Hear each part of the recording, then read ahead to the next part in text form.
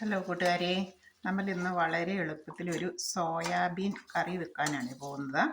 അപ്പോൾ നമ്മൾ അതിന് വേണ്ടിയിട്ടുള്ള ഗ്രേവി തയ്യാറാക്കിയിട്ടുണ്ട്.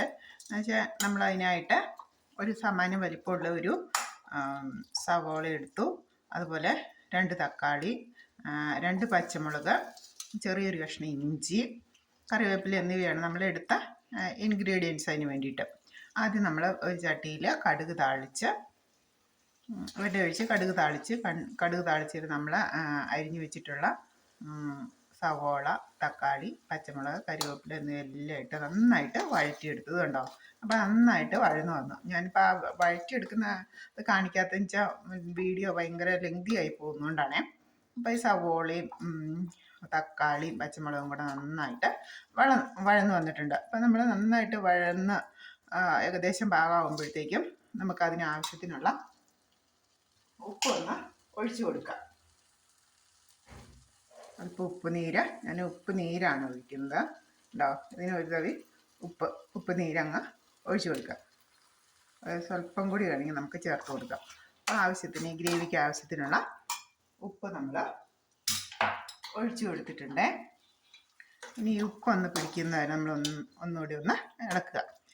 അപ്പം ഈ ഗ്രേവി റെഡിയായി. ഇനി നമുക്ക് നമ്മുടെ സോയാ ബോൾ നേരത്തെ ഞാൻ ഉപ്പിട്ട് കഴുകി വേവിച്ച് വെച്ചിട്ടുണ്ടായിരുന്നു. അതൊന്ന് ഒരു 2 വട്ടം ഒന്ന് കഴുകി, 2-3 വട്ടം ഒന്ന് കഴുകി അതിൻ്റെ ആ വെള്ളം ഒന്ന് ഊറ്റിക്കളഞ്ഞ് നമ്മൾ സോയാ ബോൾ നന്നായിട്ട് കൈകൊണ്ട് പിഴിഞ്ഞ് നമ്മൾ ഈ ഗ്രേവിയിലേക്ക് ഇട്ട് കൊടുക്കണം. ഞാൻ വേവിച്ച് വെച്ചിരുന്നതാണ്. ഒരു 2-3 തിളയ്ക്കുമ്പോഴത്തേക്കും സോയാബീൻ നന്നായിട്ട് വെന്ത് കിട്ടും. എന്നിട്ട് നമ്മളത് പച്ചവെള്ളത്തിൽ ചൂടുവെള്ളം മാറ്റി പച്ചവെള്ളത്തിൽ 2-3 പ്രാവശ്യം കഴുകിയെടുക്കുക. ഞാനൊരു 3 വട്ടം കഴുകിയെടുത്തിട്ടുണ്ട്. കഴുകിയെടുത്തിട്ട് പിന്നെ വീണ്ടും നമ്മൾ അതിൻ്റെ ആ വെള്ളം ഒന്ന് പിഴിഞ്ഞ് കളഞ്ഞ വെള്ളത്തിൻ്റെ അംശം ഒട്ടുമില്ലാതെ നമ്മൾ ആ വെള്ളം പിഴിഞ്ഞ് കളഞ്ഞ് നമ്മൾ ഈ ഗ്രേവിയിലേക്ക് നമ്മൾ ഇട്ട് കൊടുക്കണം. അപ്പോൾ കുറച്ചാണ് ഞാൻ എടുത്തിട്ടുള്ളത്. നന്നായിട്ട് വെന്ത് കഴിയുമ്പോൾ നമ്മളിങ്ങനെ കഴുകുമ്പോഴും പിഴിയുമ്പോഴൊക്കെ അതങ്ങോട്ട് ഉടഞ്ഞു പോകുന്ന പോലെ ഉണ്ട്. ഉടഞ്ഞ് പോകുന്നത് ഇഷ്ടമില്ലാത്തവർക്ക് അങ്ങനെ കട്ട പൊട്ടിക്കാതെ തന്നെ ഏകദേശം കഴുകി പിഴിഞ്ഞെടുക്കുക. ഇനി എന്ത് ചെയ്യണം, നമ്മൾ ഗ്രേവിയിലേക്ക് നന്നായിട്ട് വന്നിട്ട് ഇളക്കി കൊടുക്കുക. ഇതുണ്ടോ, നമ്മുടെ ചിക്കൻ കറിയേക്കാളും നല്ല ടേസ്റ്റിയാണ്. കുട്ടികൾക്കൊക്കെ വളരെ ഇഷ്ടമായിരിക്കും ഈ കറി ഉണ്ടെങ്കിൽ കുട്ടികൾ ചോറ് ചോദിച്ച് വാങ്ങിച്ച് കഴിച്ചോളും നമ്മൾ കൊടുക്കുന്നത്. അപ്പം ഉണ്ടോ, ഇത് നന്നായിട്ടൊരു 5 മിനിറ്റ് ഒന്ന് ചെറിയ തീയിലിട്ട് ഒന്നുകൂടി ഒന്ന് ഇളക്കി ഇതിൻ്റെ ഉപ്പും എരിവും ഇതെല്ലാം ഈ സോയാ ബോളിലേക്ക് പിടിക്കുന്നത് വരെ നമുക്കൊന്ന് ചൂടാക്കാം.